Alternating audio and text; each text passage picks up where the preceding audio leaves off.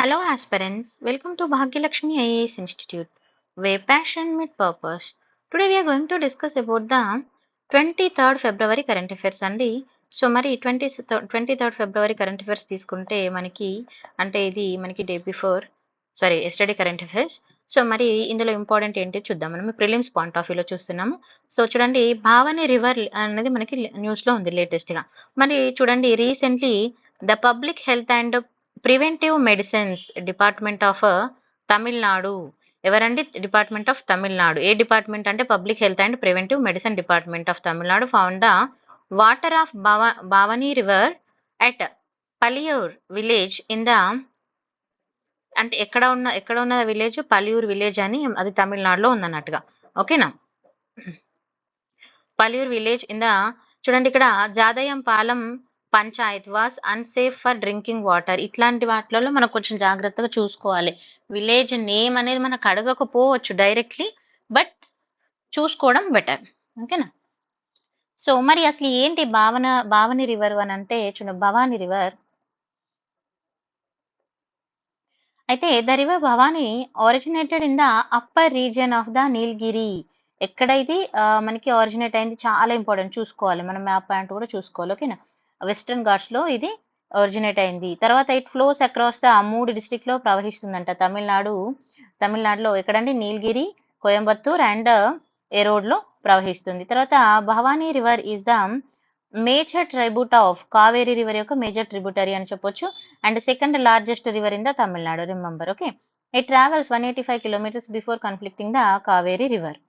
About 90% of the river water is used for the agriculture use చేస్తారు. తర్వాత drainage basin తీసుకుంటే is the drainage basin of the Bhavani river spans over the area 6200 square kilometres.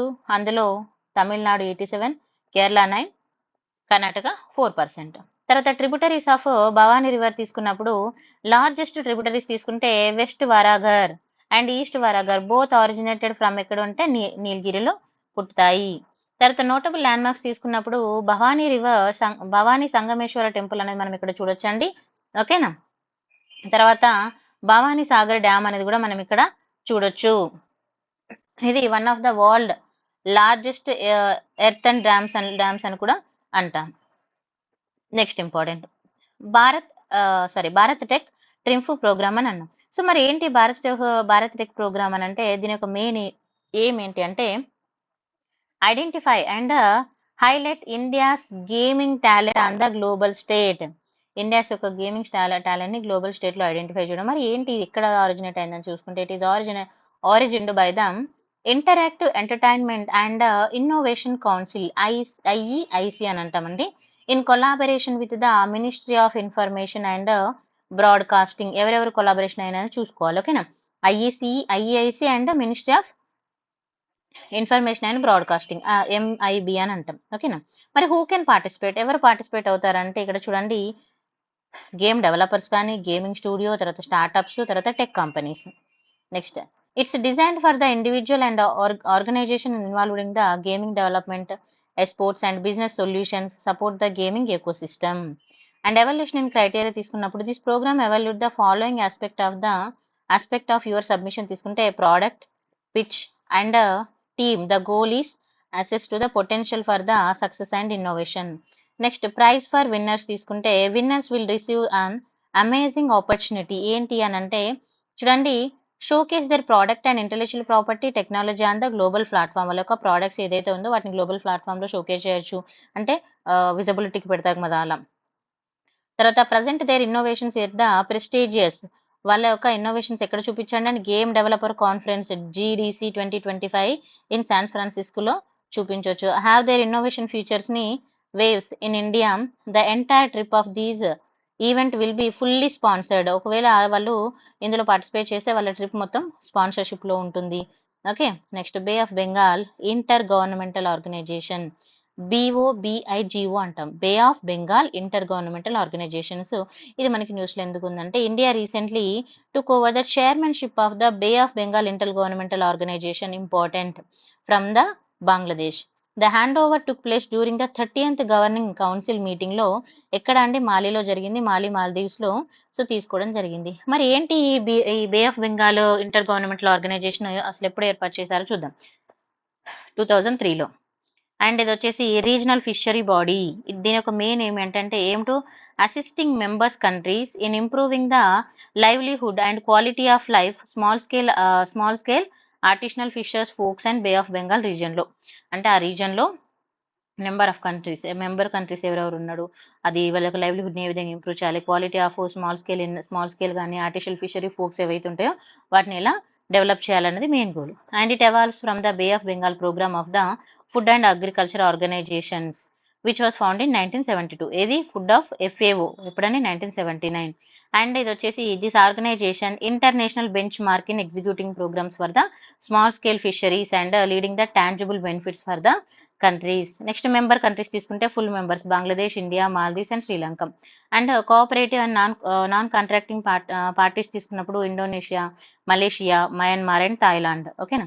Next objective తీసుకుంటే మనకి Bay of Bengal Intergovernmental Organisation తీసుకుంటే increasing the awareness and knowledge increase చేస్తుంది. దేని మీద అంటే educate about the needs and benefits and practices of the marine fisheries management గురించి educate చేస్తుంది. Skill enhancements అంటే providing the training education skill fisheries education అనేది provide చేస్తుంది స్కిల్స్ ఇన్ ఫిషరీస్ మీద. తర్వాత టెక్నాలజీ ట్రాన్స్ఫర్, తర్వాత రీజనల్ ఇన్ఫర్మేషన్ నెట్వర్క్స్ గురించి చెప్తుంది. తర్వాత ప్రమోట్ ద ఉమెన్ పార్టిసిపేషన్ కూడా ప్రమోట్ చేస్తుంది. ఓకే. నెక్స్ట్ పిఎంఐ అంటే పర్చేసింగ్ మేనేజర్స్ ఇండెక్స్ అని అంటాం. What is purchaser manager index అంటే India purchasing managers index has recently risen for the first time in 3 quarters and signalling positive changes in business activities అని అన్నాం. So ఇక్కడ చూడండి India purchasing the managers index PMI అని అన్నాం. అంటే purchasing managers index. అసలు ఇది ఏంటి ఎందుకు అని అంటే చూడండి has recently risen for the first time in the 3 quarters and signalling the positive changes in the business activities లో కొన్ని పాజిటివ్ చేంజెస్ తీసుకొచ్చింది. అసలు ఏంటి పిఎంఐ అని తీసుకుంటే is a key indicator of the business activities in both manufacturing and service sector రెండిట్లో కూడా key indicator గా ఉంటుంది. It is a survey based measures that collect data on changing in the key business variable and it's compare to the previous month. అంటే ఇంతకుముందు మంత్తో మనము compare చేసుకుంటే survey based measures అనేది చేస్తూ ఉంటుంది. And the index calculated separately for the manufacturing and service sectors కి manufacturing sector survey separate calculate and service sector కి సపరేట్గా అండ్ కాంపోజిట్స్ ఇండెక్స్ కన్స్ట్రక్ట్ చేస్తుంది. And it helps to understand the whether market conditions ని understand చేయడంలో help అవుతుంది. Prices by purchasing the managers and expanding and contracting ఇలాంటి విషయాల్లో use అవుతుంది. There are the 2 types of PMI ఉన్నాయండి, manufacturing and service PMI.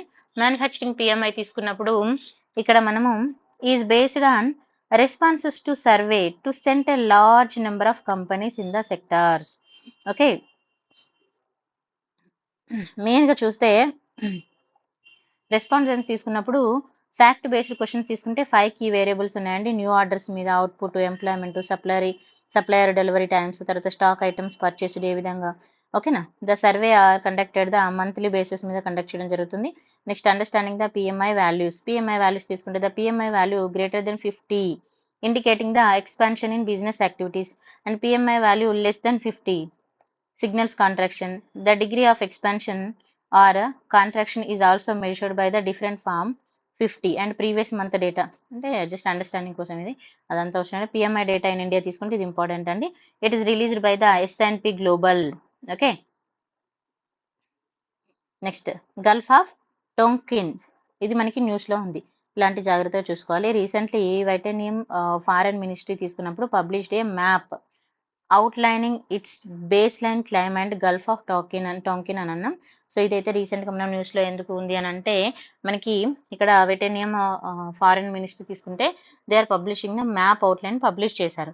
Base line claim in the Gulf of Tonkin వాళ్ళు అది ఎలా క్లైమ్ చేసుకుంది అన్నట్టుగా చేశారంట. మరి అబౌట్ మనము గల్ఫ్ ఆఫ్ టోంకిన్ తీసుకున్నప్పుడు is known as the Beibu Gulf అని అంటాం in Chinese and Bakbo Gulf in Vitanium. And ఇక్కడ చూడండి it is a crescent shaped shallow and semi enclosed water body located off coast of northern Vitanium and South China and northwestern part of South China Sea.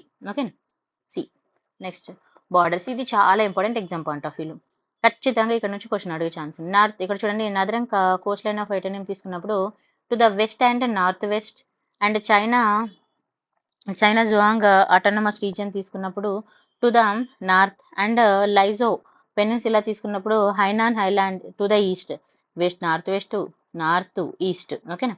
And it connected to the south China south China సీకి connect అయి ఉంది through the gulf mouth in south via Hainan state in the north east. ఇది చాలా important question అడుగుతారు, జాగ్రత్తగా చదువుకోవాలి. Key river discharges తీసుకుంటే several rivers అనేది ఇక్కడ మనం చూడొచ్చు. గల్ఫ్ ఆఫ్ టొంకిన్ తీసుకున్నప్పుడు Red River major supplier and river and discharge అనేది ఇక్కడ చూడొచ్చు. తర్వాత మేజర్ పోర్ట్ తీసుకుంటే the northern Vietnam the main port in the gulf are Haiphong and బెంతాయ్. ఇన్ చైనా తీసుకున్నప్పుడు మేజర్ పోర్ట్ తీసుకుంటే Beihai is also known as a Pakhoi, okay. తర్వాత just చూసుకోండి, మనకి ఇంపార్టెంట్. నెక్స్ట్ వచ్చేసి మనకి పాలాము టైగర్ రివర్ అనేది మనకి న్యూస్లో ఉంది.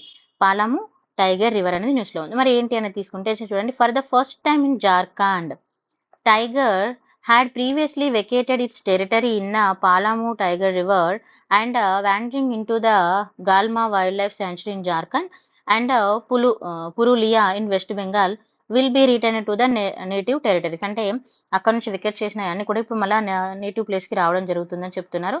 సో దాని గురించి మనకి న్యూస్లో ఉంది. మరి ఏంటి పాలాము టైగర్ రివర్ తీసుకున్నప్పుడు పీటీఆర్ అంటాం. ఇది ఎక్కడంటే చోటా నాగపూర్ ప్లాట్యూ రీజియన్ ఆఫ్ జార్ఖండ్లో ఉంది. And PTR is a part of బెల్టా నేషనల్ పార్క్.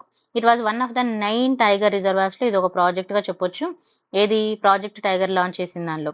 అండ్ 1932లో it become the first reserve in the world to conduct the tiger census ని కండక్ట్ చేసింది. ఫస్ట్ మనకి పగ్ మార్క్ అంటే పంజా మార్క్స్ ఉంటాయి కదా, వాటి అడుగులు, సో దాంతో కండక్ట్ చేసింది. And superior and JW Nicholson. 3 reverse తీసుకుంటే ఇక్కడ మనకి నార్త్ కోయల్ అండ్ ఔరంగా అండ్ బుర్హా అనేవి ఇక్కడ మనం ప్రవహించడం చూడొచ్చు. జియోగ్రఫికల్ మినరల్ రిచ్నెస్ తీసుకున్నప్పుడు ఈ ఏరియాలో మినరల్ వెల్త్ అనేది మనం ఇక్కడ చూడొచ్చు. బాక్సైట్ కానీ కోల్ డిపాజిట్స్ చూడొచ్చు.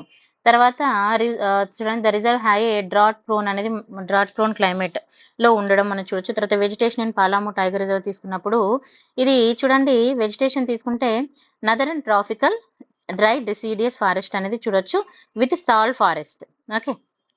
తర్వాత northern tropical moist deciduous forest తీసుకుంటే also found in the smallest patches అనేది ఇక్కడ మనం చూడొచ్చు.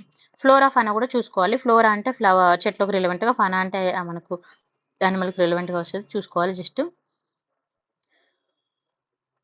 ఈ యానిమల్స్ ఏమేమి ఉన్నాయో ఒకసారి జస్ట్ చూసుకోండి మీరు, ఓకేనా. నేను పీడిఎఫ్ షేర్ చేస్తాను మన టెలిగ్రామ్లో, వాట్సాప్లో. తర్వాత Asperger's syndromes in latest news. జనరల్గా ఫీమేల్ రిలవెంట్గా మనం దీన్ని ఎక్కువ చూడొచ్చు. సో చూద్దాం అసలు ఏంటిది ఈ ఆస్పెర్జర్ సిండ్రోమ్ అనేది చూద్దాం. The occasion of international Asperger's day, the national institute for the empowering of the person with the disabilities, okay, organise the various program aim to raising the awareness and promoting the inclusive individuals గురించి ఇక్కడ promote చేస్తుంది.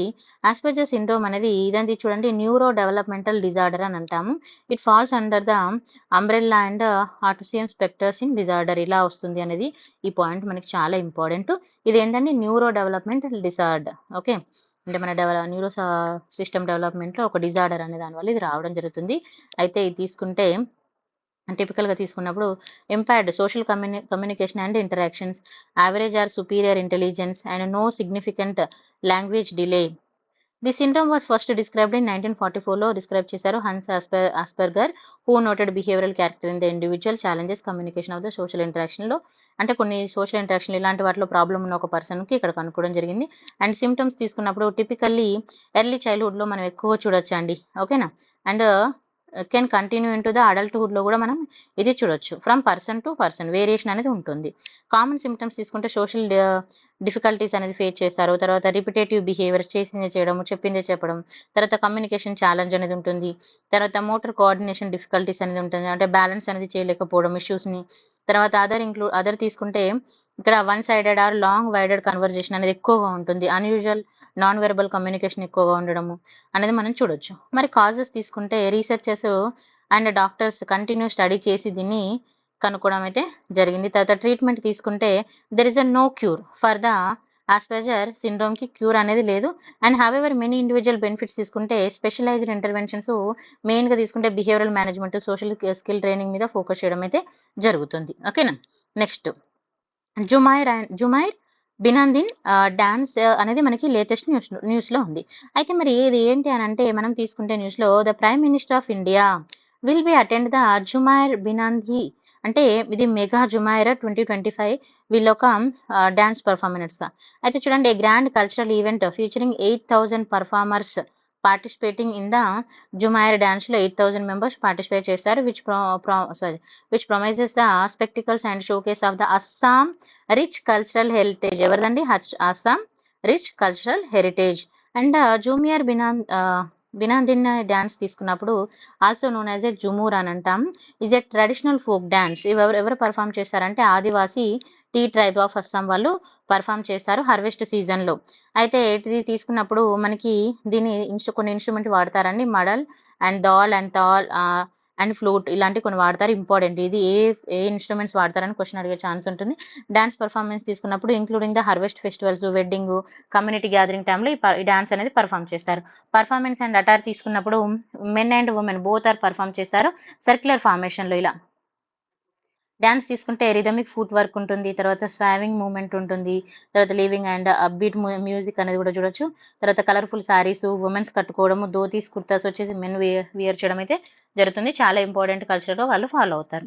So ఇది మనకి 23rd ఫిబ్రవరి current affairs అండి. నేను మీకు PT 365 summaries కూడా పెడతాను ఇకపై నుంచి. So thank you so much for watching. If you like the video, like, share, subscribe and comment చేయండి. మీరు కమెంట్ చేస్తే ఎవరు ఇంట్రెస్ట్గా ఉన్నారనేది తెలుస్తుంది. నాకు ఒక పర్సన్ అయితే కంటిన్యూగా చేస్తున్నారు. సో ఎందుకంటే నాకు కూడా నేను చాలా వర్క్స్ పక్కన పెట్టేసి కొన్నిసార్లు చేయడం అవుతుంది. ఎందుకనంటే దీనిలో మీరు చూస్తే నేను దీనిలో నుంచి అయితే ఎర్నింగ్ ఏం లేదు, బట్ స్టిల్ ఏంటంటే స్టూడెంట్స్ కోసం ఇది చేయడం జరుగుతుంది. మనకి పెయిడ్ కోర్సెస్ చాలా ఉన్నాయి, బట్ నేను పెయిడ్ కోర్సెస్లో ఎక్కువ ఇన్వాల్వ్ అవ్వకుండా ఫ్రీ కోర్సెస్లో ఇన్వాల్వ్ అవుతున్నాను. బికాస్ ఆఫ్ చాలా స్టూడెంట్స్ నాకు మేడం తెలుగులో చెప్పండి అని అడుగుతున్నారు కాబట్టి చేస్తున్నాను. మీకు నచ్చితే నాకు కమెంట్ చేయండి. అండ్ మెటీరియల్ కావాలన్నా కూడా మీరు మెసేజ్ చేయొచ్చు. నా నెంబర్ ఎప్పుడు మీకు ఇక్కడే ఉంటుంది, మీరు వాట్సాప్ చేయొచ్చు. Okay, thank you.